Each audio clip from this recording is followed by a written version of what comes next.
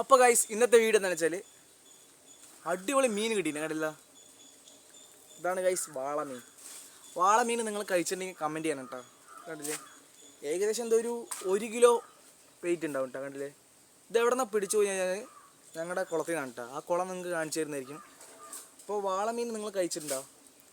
ഇതെങ്ങനെ കഴിക്കുക, എങ്ങനെ വെക്കുന്നത് വെച്ച് കഴിഞ്ഞാൽ നിങ്ങൾക്കൊക്കെ അറിയാം. കറി വെച്ചിട്ട് തന്നെയാണ്. അപ്പോൾ നമ്മൾ വറുത്ത് കഴിക്കുമ്പോൾ ടേസ്റ്റും ആ കഞ്ഞിയും കൂടെ കഴിക്കുമ്പോൾ ഒരു സുഖമില്ല, വേറെ ലെവലാണ്. നമ്മളൊന്ന് ചാറ് മാത്രം വെക്കാനാണ്, ഉള്ളിയും തക്കാളിയൊന്നും ഇല്ല.